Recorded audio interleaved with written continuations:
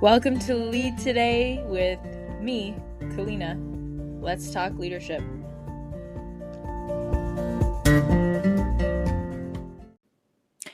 This episode would not be possible without Anchor. It's free and the easiest way to make a podcast. They're creation tools that allow you to record and edit your podcast right from your phone or computer. Anchor will distribute your podcast for you so it can be heard on Spotify, Apple Podcasts, and many more. You can make money from your podcast with no minimum listenership. It's everything you need to make a podcast in one place.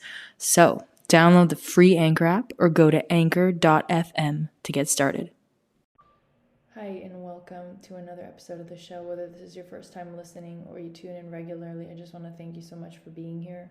It's the reason I produce this show, so I really appreciate you listening in and sharing your feedback as well. If you haven't already, please do review, like, subscribe the show, connect with me so that I know how we're doing and can tailor content to you as well. If there's someone in particular you'd like me to interview or a certain subject matter you want to cover, you're absolutely a guide in the process of this show. I take your feedback very seriously, so please do let me know who next we should interview or what else you want me to delve into. As a result of some listeners' feedback today, we're very lucky to be joined by Erin Claire Jones, who uses human design to help thousands of individuals and companies step into their work and their lives as their truest selves into their highest potential. We're so lucky to have her here today. She's grown a community of over 160,000 people who turn to her teachings for practical tools, digestible tips, and deeper self-knowledge that they can access to live with greater ease and authenticity every single day. Erin's work is featured in Forbes, mindbodygreen, Well&Good, and Nylon, with words shared on over 150 podcasts such as Almost 30, That's So Retrograde, Highest Self, and Chatty Broads. In conversations with crowds of hundreds around the world, Erin's insights are highly sought after because they make human design pragmatic, tangible, accessible, and immediately applicable to everyday life. So, the big question, if you've never heard of it, what is human design? Well, it's a synthesis of ancient wisdom and modern science that sheds light on a person's energetic makeup, as well as specific tools they can use to live their happiest, healthiest, and highest potential. It doesn't change who they are, it teaches them who they are. It offers insight into what's possible and highlights the significance of understanding and living as the fullest expression of themselves. By putting this tool to work in her own life, Erin is showing the world a new way of work, a new path towards success, and a new perspective on living as you truly are. Please join me in welcoming Erin to the show.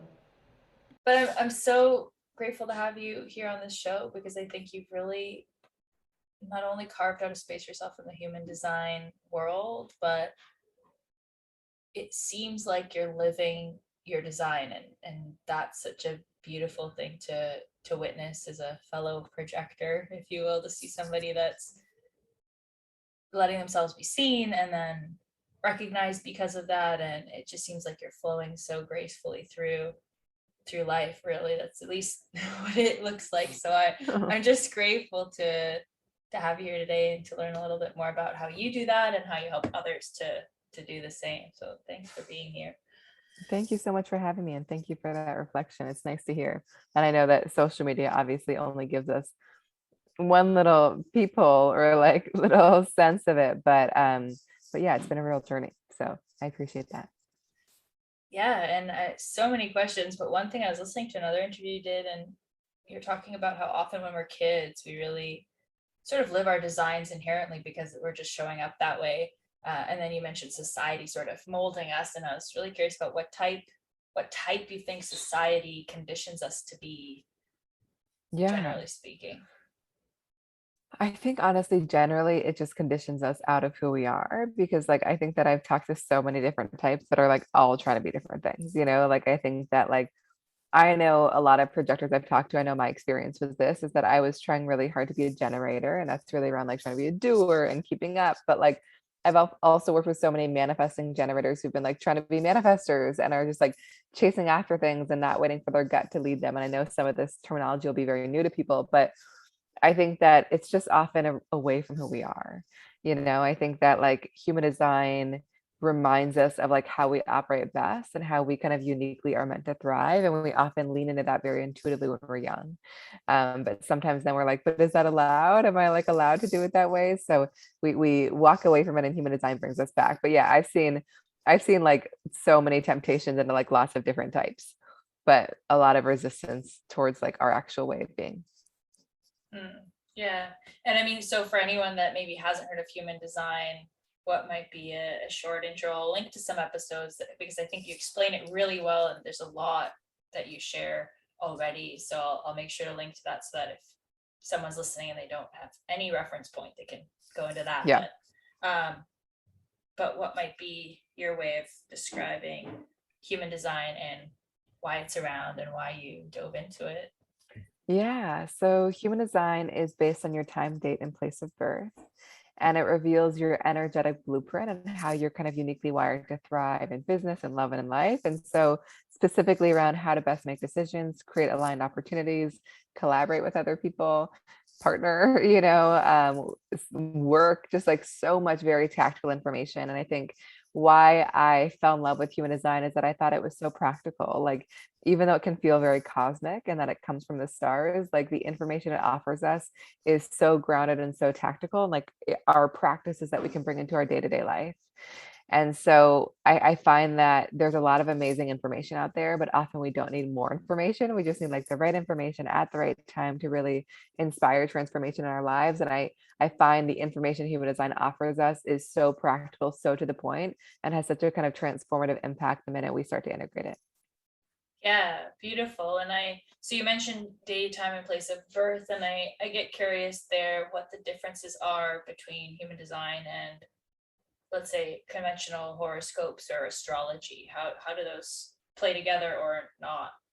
Yeah, I mean, honestly, the simplest answer is they're just different systems. Like, I think that people assume that I like know a lot about astrology because I do human design, and I like definitely don't. And I have done many human design sessions for astrologists, and like I find they can be really supportive, but the information it offers is quite different. But astrology does play a role in human design. So human design really draws from a lot of different systems: astrology, the Kabbalah, the I Ching, the chakra system, quantum physics, genetics. So it all kind of like pulls from all these systems to really give us a blueprint to kind of how we operate best. So I would say they're different, but also astrology does play a role in human design, but not so much so that you'll be able to be like, oh, I've had my natal chart read and now I know what my human design will say. Often very different, but very supportive. Interesting, because you're gathering that same initial information in some sense. Mm-hmm. Right? Like the first thing you're gathering is place of birth, time, date, right. And that's the same thing you would gather. So but the algorithm you're putting it in is generating really different things because that's pulling from different pieces. So if you put it into a natal chart, you'll see that wild kind of like, I don't even know how to describe it, versus human design, you put it in and you kind of see this chart of like, you see the chakra system, you see like the zodiac on the side, you see like the Kabbalah, like you see all these little pieces integrated, but they're really kind of different algorithms and different things they're coming into and therefore kind of outputting. Yeah. So what would you say to somebody that gets their chart for free online and it can be sort of overwhelming? You mentioned just a minute ago, hey, we have all this information. Sometimes we don't need more information. We just need to integrate some very specific pieces. Yeah. Yeah. Mm-hmm. So what would you say to somebody that gets their free chart, looks at it, it's kind of overwhelming. There are all these elements. Now what? Yeah. Right? It's like there's so much to go down, so many pathways. Yeah, there is so much, and like more is not better. Like I find like often the simplest information in human design is often the most impactful. So like, and the chart is not intuitive. So I would not like get in and be like, how can I understand it? Like if you want to, amazing, dig deep. But like most people that I talk to don't want to understand the chart. They want to know how they can actually use the information from the chart in their lives, So I would start by looking at your type and your strategy and your authority. And that's the type is basically how you best use your energy. The strategy will go along with your type. It is around how you can create the most aligned opportunities in your life, and your inner authorities around your decision making. And those can be like quite simple, but really powerful. So I'd start with those. And then when you feel kind of ready to dive into, know that there are a bajillion other layers, but I just want to remind people that human design is not a system to like memorize. It's really one to kind of like embody and integrate. And it's really easy to get in our heads and be like, I want to understand every single gate. And like, I get it. I am that person. And also like, it's kind of meaningless if we're not living it, you know? So just like remembering that and not putting so much pressure on yourself to understand everything at once. Yeah, I love that. The interview that I think it just came out today, actually, that I was listening to before we chatted, you were saying something very similar. And I wanted to reinforce that because I think with any system, any self-discovery or awareness, it's really easy to get bogged down in the system rather than applying whatever system it is that you're using. So I love that advice. Totally. And I'd love to sort of dive into any example, but before we do that, I would love to just hear your thoughts on, and not to convince anyone necessarily, but what you would say to someone who thinks maybe human design is, I don't know, woo-woo or out there or generic. Like sometimes I think with horoscopes, what happens is people will say, like you read the horoscopes of every different sign and it's like, that could be me, right? Like you could kind of resonate. It feels broad or generic. So what would you say to somebody that, again, not saying that to convince them in any sense, but maybe clarify, I guess, how to interpret things, or that there's really a basis behind it, you know, that it's not this generic just platitude. Yeah, well, two pieces. One is that like I don't really try to convince people of anything. Like I think that, you know, it's just I've tried and I've discovered it's not the right route, because I think that like human design, like my intention is never to like convince people that like this is true and you must believe it. It's really to like introduce it as a framework and as a tool, and to like let them decide if it feels resonant and useful and supportive. And so I always say like the most helpful question to ask yourself is not like, is this true, but is it useful? It's not like I must back it all up. It's like, oh, this actually feels amazing and is really helpful. And I just find like, and I work with a lot of skeptics, and like when I position it in that way, they're just like, okay, it's resonating so much, tell me everything, you know? And so I think just like giving people the power to be like, it feels good or it doesn't, you know? I honestly have not had many experiences where people are like, that doesn't feel good. Like, I think the magic of human design is that it doesn't tell us anything new. It gives us a language for things we have always felt in our lives very specifically, and the tools to step into it. In terms of specificity, there are like there are bajillion configurations, you know? So like people are incredibly unique. Human design's not a thing where you're like, oh, we have the same chart, you know? It's like you could have the same type, but there's going to be a lot of distinction. So it is super specific. But I would, you know, it's so funny. It's like I sometimes will have somebody be like, oh, but like that's my strategy, like doesn't everyone work that way? And like everyone else in the room is like, no, you know, like I think sometimes we can be like, our experience is the universal experience, you know? And so I think that you might feel like everyone does it that way, but it's often not because they do, it's often just because, you know, it's worked for you, you know? So yeah, I like that. It's so true. You figure it so that, and I think that's where people in my work around leadership development and coaching, it's really, people sometimes don't realize their quote unquote superpower or what they're really good at, because they think, doesn't everyone just know how to do that? Or isn't everyone just operating in that way? And so we miss a lot in terms of what's special about us, I think, at least in the work I'm doing, because we have that, I guess, assumption kind of running. Totally. Yeah. And it's just like, and again, it can show up in so many different ways. It's like we can shy away from it because we stop seeing it as our unique gift, or we like expect others to match us, and then we're like really disappointed, rather than being like, oh, they might bring something like really different to the table. What is that thing? Yeah, curiosity, even around you just saying, look, I'm not going to convince anyone, but ask, is it useful? I think that's also just saying, hey, you know, explore this. I'm not here to force anyone, but explore it and consider it. Yeah. So I mean, I think one thing that I found interesting, I hope other people will, but you mentioned you can be the same type as someone, but you embody that, or there are different strategies, even though you're the same type. And we are the same type. We're both projectors. So how might you like to explore that? I'd love to hear how two projectors show up differently. Does that make sense? Like what? Because we could assume, I would assume, not knowing that much about human design, it'd be like, hey, we're both projectors, so we're both similar, and it's, you know, wait for the invitation and all those kind of very basic pieces of advice. So what would make us as two projectors different? give us those unique pieces. Yeah. So, and it's the projector piece is the same. I think that like we're both what we call energy projectors, and there are actually 3 different kind of categories of projectors, which like, again, not the first piece that I recommend diving into. So like we share the fact that like both of us are really meant to be like leaders and teachers and guides, and like really offer a gift to the world through our perspective and how we see. And it's not about how much we do or how hard we work. And we both might find that like our energy naturally ebbs and flows. And we do share a strategy. Like our strategy is both to be invited in and recognized. So to really invest our energy in the places where we feel the most deeply seen and known, and making ourselves visible and letting the world know that we exist, and really kind of trusting which invitations feel right. So that's where we share a lot. Then when we start to dig deeper, like if we dig deeper into our decision making, we're the opposite. You're what we call a splenic, tune into your intuition decision maker. I'm an emotional wait for clarity, which basically means you're meant to be super spontaneous and impulsive. And as soon as an instinctive hit comes, you're meant to act on it. I have a very strong intuition in the moment. I'm not meant to trust it. I'm meant to trust it over time. I don't mean not trust, like my intuition is wrong. It just means that like taking my time to feel into things and sleeping on things is always correct for me, because like it allows me to feel into things from so many different angles and really land on what's correct. So whereas I would encourage you to be spontaneous and impulsive, I would encourage me to just be incredibly patient and like give myself 24, 48, 72 hours. That's one piece.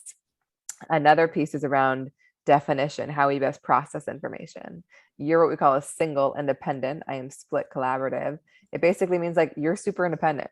You might love just having space to be in your own kind of flow and not be disrupted by other people. And also really important for you to be in relationships where your independence is honored, and people like really don't disrupt that. Do you feel that independent nature within you? Oh yeah. Yeah. Absolutely. Which getting married is one of those moments where you're like, okay, what, how does this work now? For sure. Yeah. Yeah. And it's not about not being in partnership. It's just being in partnership in a way where somebody's like not making you wrong for like, I want you to need me more. It's like they're just like honoring how independent you are. Whereas I like really my wholeness comes like from being around others. And so I've learned like whenever I feel stuck, I need to go be around other people's energy and kind of allow that to activate me in a new way. There are so many other pieces beneath that. I think that like we all have areas in our design where we are most sensitive to other people's energy. We call these our open centers. You have 6 of them. I have 2 of them. You know, we have our profile, like, which is around how we best manifest our purpose. You and I are both very hermity, but you've got this very kind of practical problem solving leader nature. And I'm more like a kind of role model, just like taking the higher view. Like it's different vibes. So I think that like, again, our type is such a beautiful anchor to our design, but there's so many kind of webs that go out from there that kind of really reveal more specific parts. Does that make sense? Yeah, absolutely. I loved some of those Yeah, clarifications. And I think that even answers further that other question around, okay, it's not just these main types, right? There's so many subcategories and totally. elements that really flesh it out and make it unique, even if 2 people are projectors, for example. And I think, Exactly. I mean, not that we're here to talk about astrology. I think astrology does that to some degree with the planets and things. So I'm not trying to Yeah. make astrology Yeah. bad or wrong in any way, but it's interesting to say. I think at first glance things can seem like there are these categories and we easily figure them out. We love that as humans, right? Like we love to kind of, okay, I know what this Totally. is about and simplify.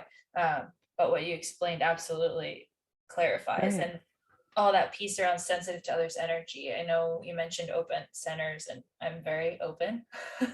So, and for you, there's certain parts. What would you say to people about?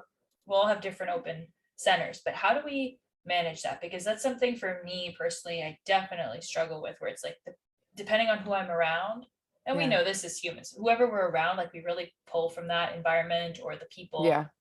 and can get super kind of swayed. And I find that challenging to stick to what it is that I want or need or what feels right. So Yeah. how do we approach those open centers? So the areas that are white in our designs, if you all pull up your chart, and I'm sure we can include a link in the show notes, but you can look it up at humandesignblueprint.com.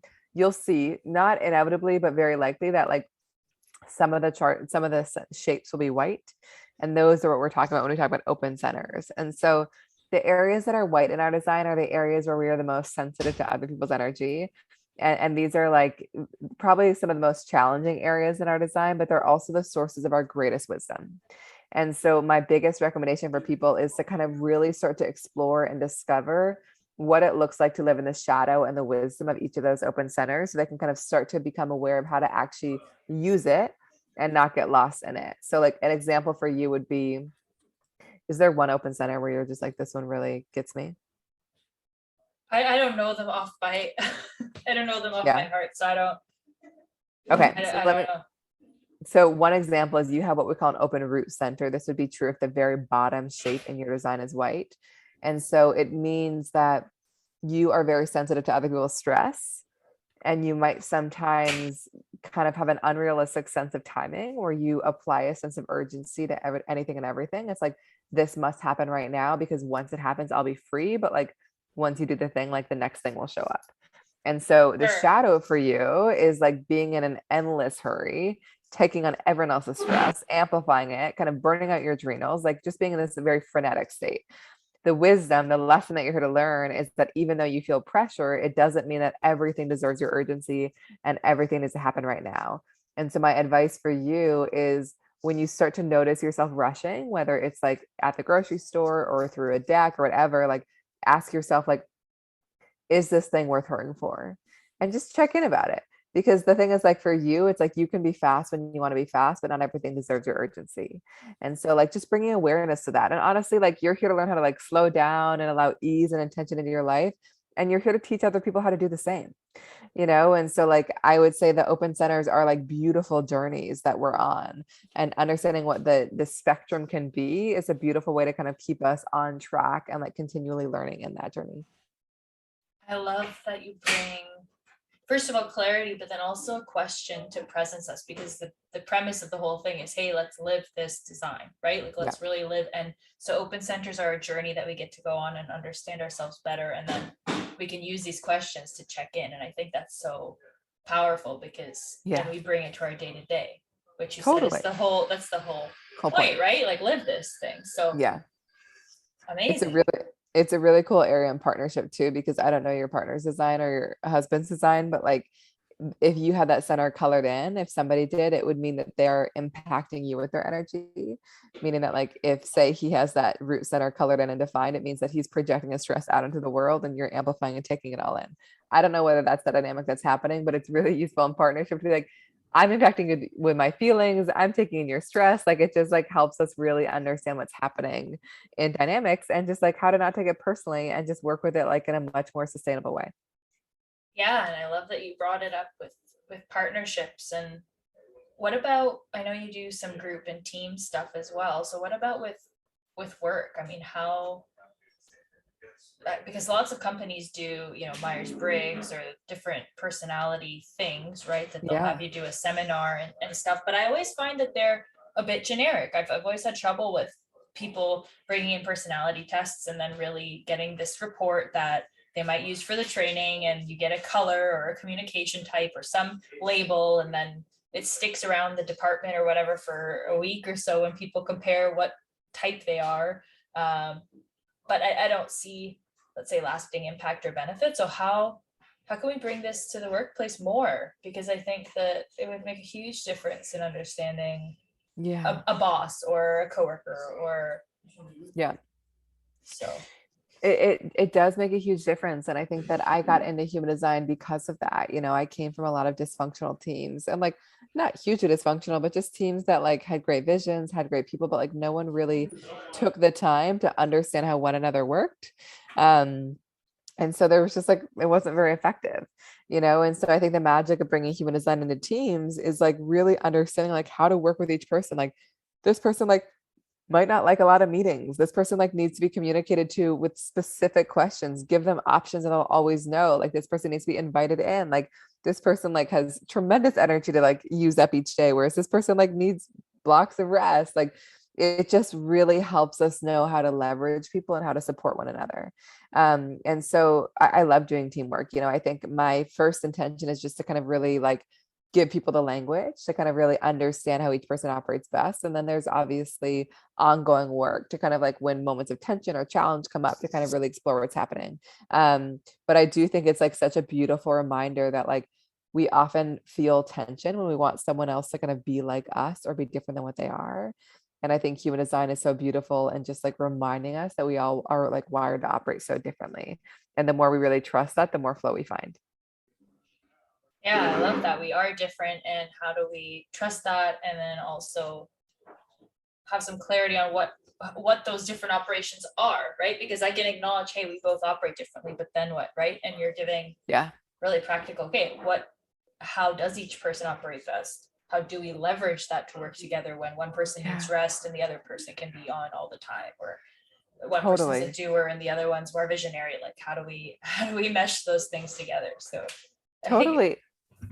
It also just reminds us that like we need each other, you know. It's like whatever the type is, like if I sit with the team that's purely one type, like it just clears our gaps, you know. Like we just like need all these different energies in a team, and then we need to know how to like actually work with them. It's the same as in a family, it's the same as in partnership, you know. It's just like it's really like taking the time to be like, with these people that I'm spending so much time with, like how can I really start to understand how they work, and so that we can honor our differences and we're not like taking our differences personally or making each other wrong for it. But I find work to be such a potent application because we often spend, at least like pre-COVID, a lot of in-person stuff, less so now, but like we spend a lot of time with the people that we work with, you know. And also like I think that when we know how to work together, we're way more effective in creating things for the world, because there's a lot less energy that's kind of sucked up on like interpersonal dynamics.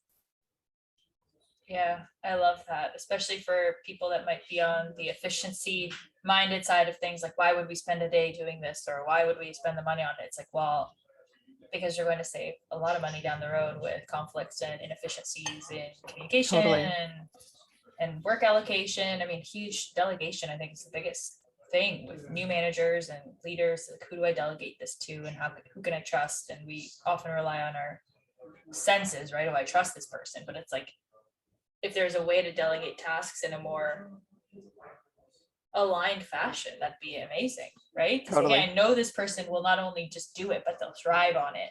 That's a huge difference in the quality work. So, and also people will be happier. Yeah, which is, I mean, hey, the great resignation, there's no question that people, if you're not happy in your work, you're not staying for long, and we won't give it our best shot. So it's definitely an important piece.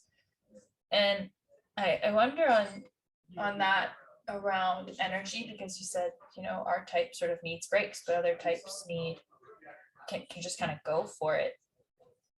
How would you, I guess the blanket question is like, okay, well, how are you feeling, and check in on your energy. But if we went a step further, like, is there something that either for each type or a way that we can look at our energy and really be aware? Because definitely for me, I know it's like, I've just got to hustle and keep pushing. And then I know that that's wrong, right? When I don't feel good if I just keep pushing and pushing. I can do it, but then I'll burn out.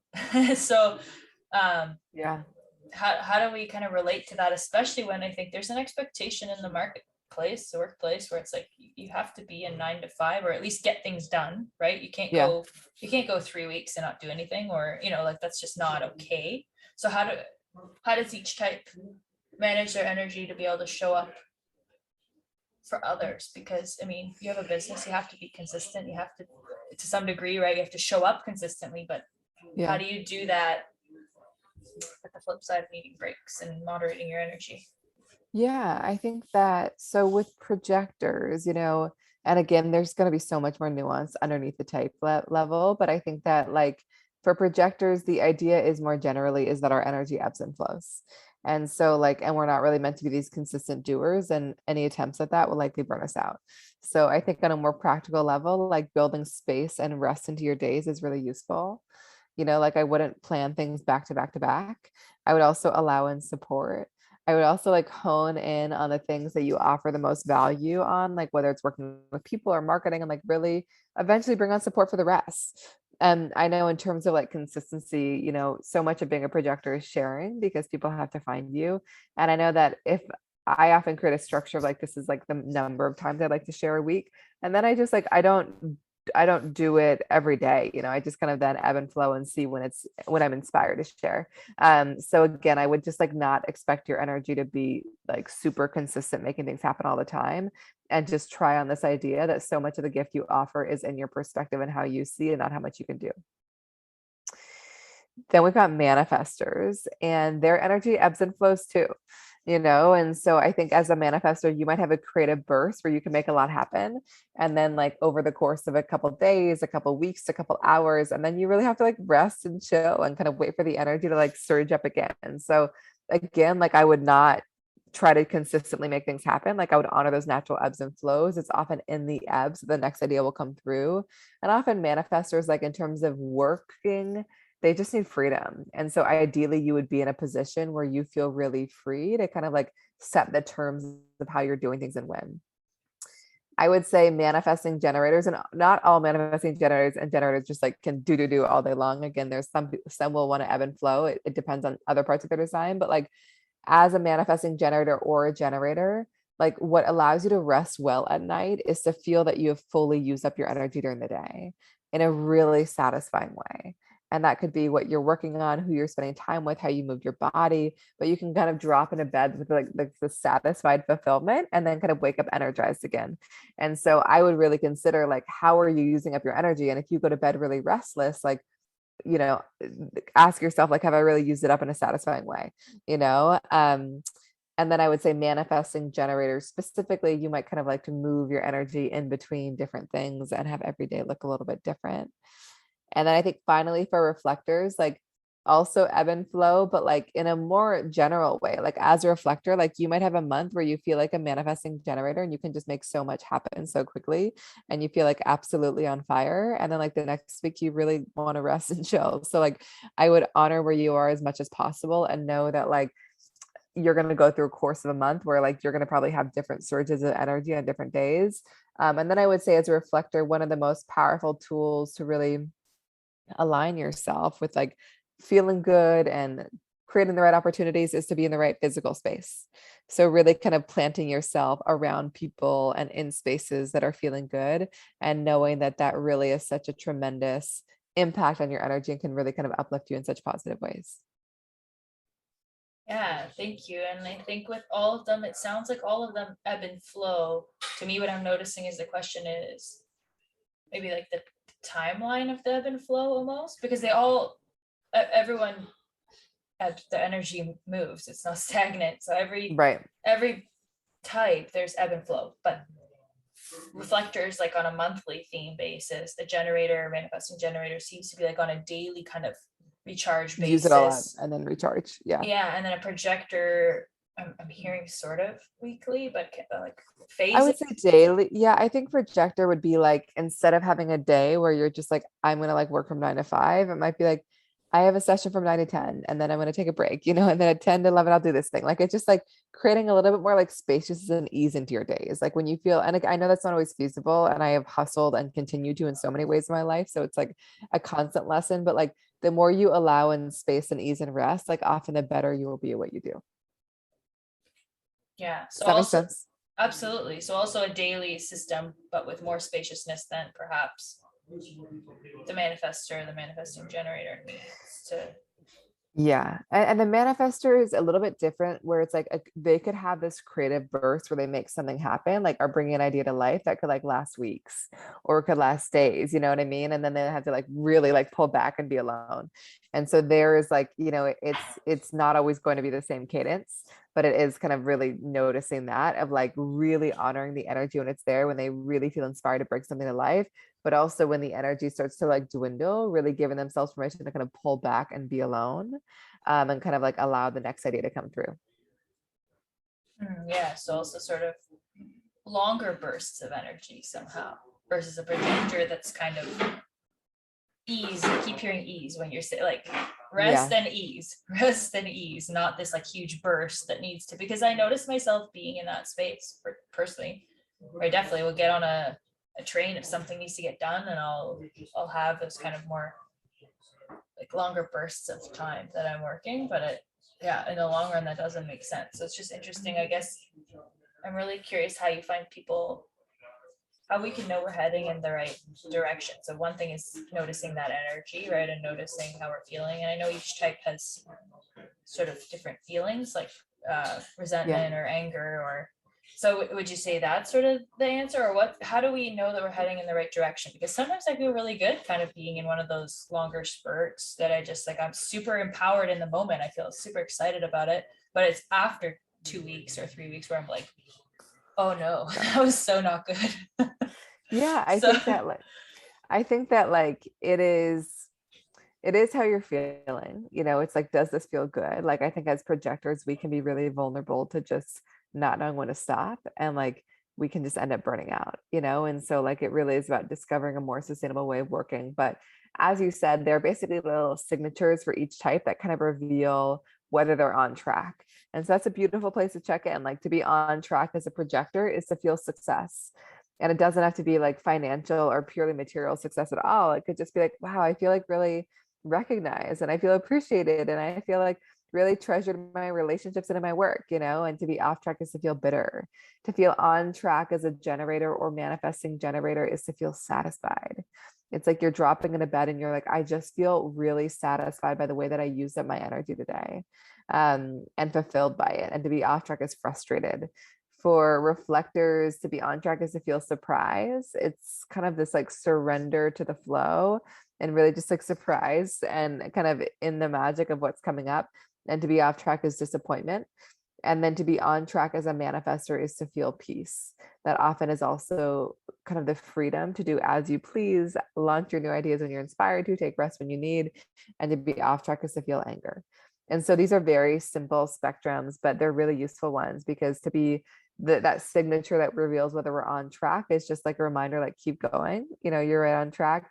And the off track signal is a bit more of like, let's just check in, like something about the way that I'm showing up is not sustainable. So let me just kind of like get curious and see what's really showing up here. Yeah, I love those. I know they're simple, and I think that's where people try to dig in and get more details, but I think that already is so big. To be able to be aware of that every day is really totally a big piece of work, I think. Yeah. For me at least. I know that reflectors are super rare. I don't know if this is an appropriate question, but why, or what's their deal? What are they? Yeah, I think that you know, I think that it changes a little bit generation by generation. Like, I think that there sometimes can be like different percentages coming in. Reflectors are about 1% of the population. Again, that's like obviously an imperfect number. But I think like when you think about it, like the majority of the population are generators and manifesting generators, because like these are the doers, the ones that have such tremendous energy and life force to make things happen. If that was a really small percentage, I think that we would all suffer, you know. Like, we really need that creative vitality and energy. And projectors are about 20%, because they're the guides. They're really good at asking the right questions. Like, again, if everyone was a guide here, that probably would be really unsustainable, you know.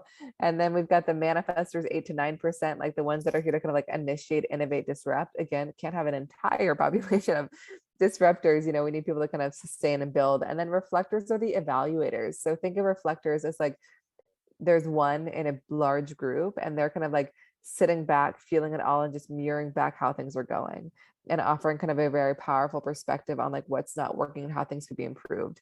So I see them as a smaller percentage, because we kind of need like one in each group, you know, where they offer this like tremendous perspective and way of seeing things. So, you know, and that's just the kind of me hypothesizing, but I just think that like we all need each other. We all need the different types, but we play different roles. And I think those different roles like are like, some thrive when a lot of people in that role, and then some, like the reflector role, kind of being the evaluator, you often don't need a ton of them in one place.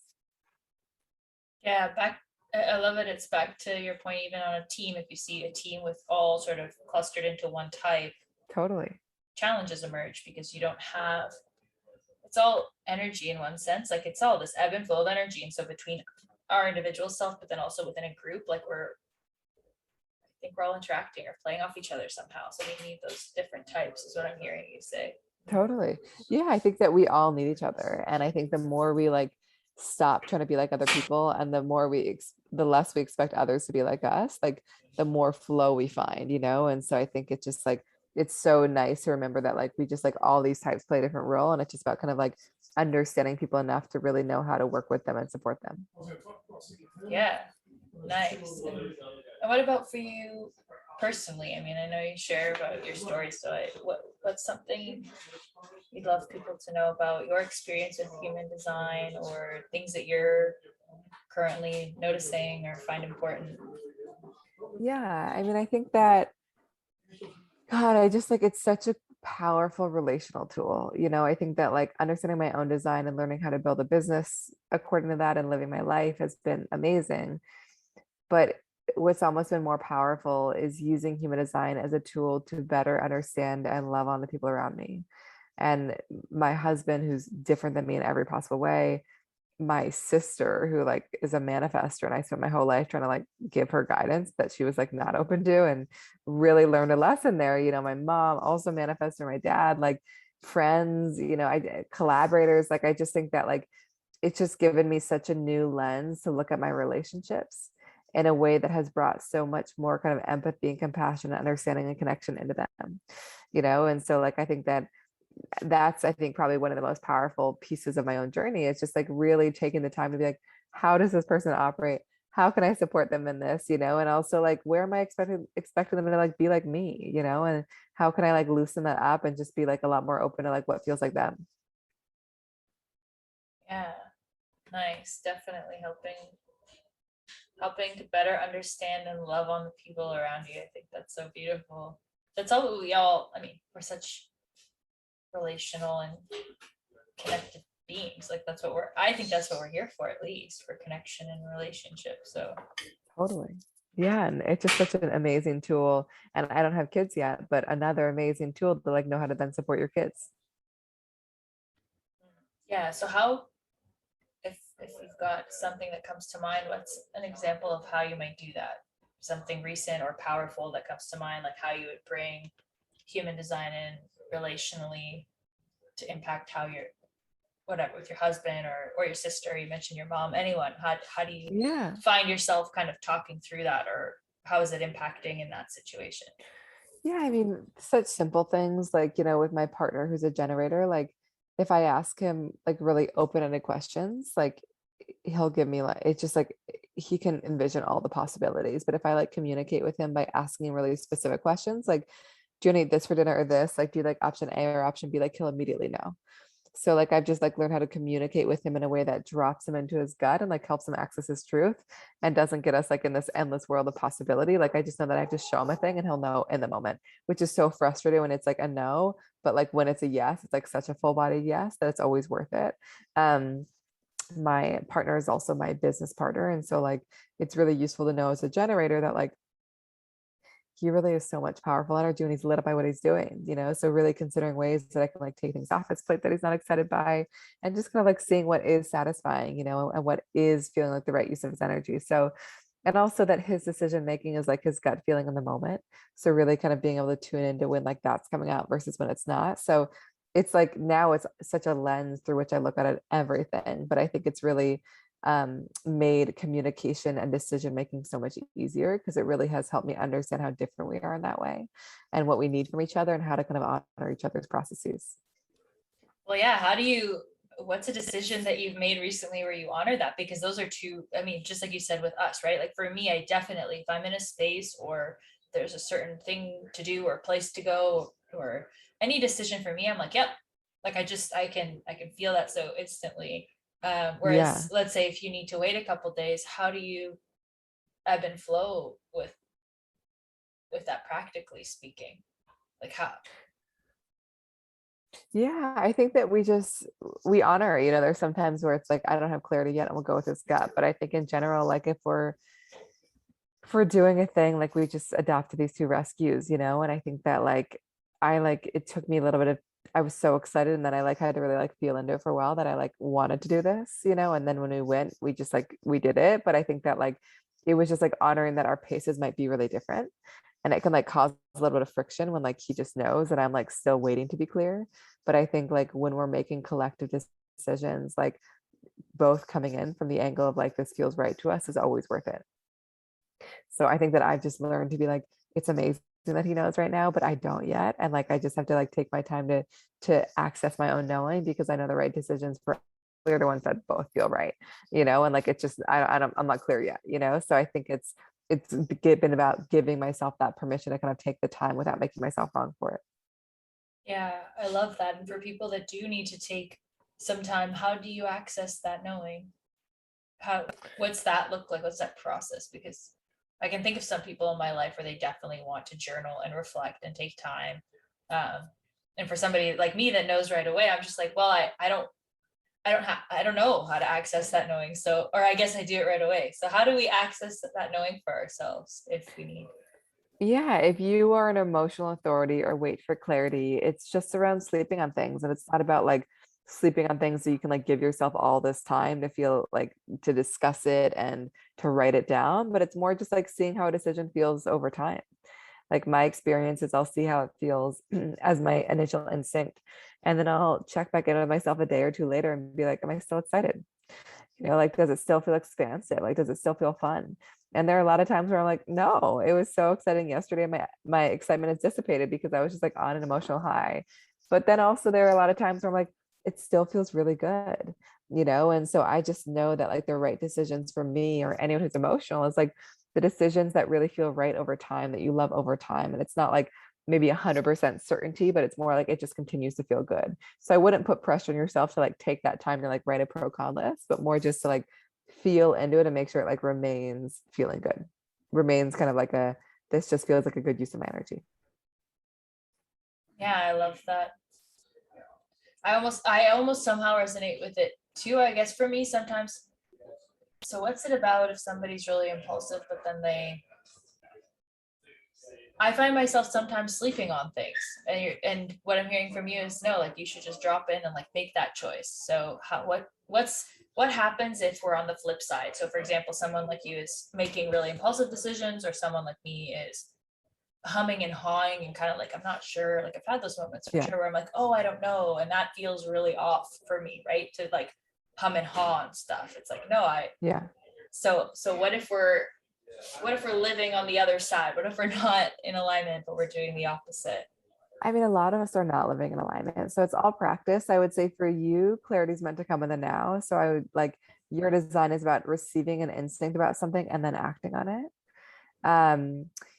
If you don't receive an instinct or something doesn't feel clear, then don't act, take your time.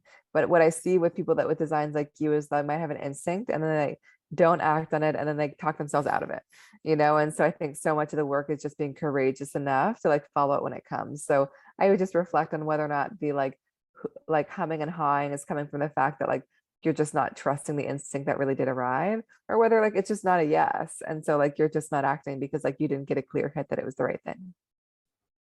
Yeah, there. Thank you. I so appreciate it. I hope everyone listening also has learned a lot, and I'm just grateful for you making yourself seen and known. Again, as I said in the beginning, I super admire that. It's something that I think we all need to do in some degree, and I think you do it so authentically and beautifully. So I'm just grateful for you doing that. It's such a great example for me, and I think many others.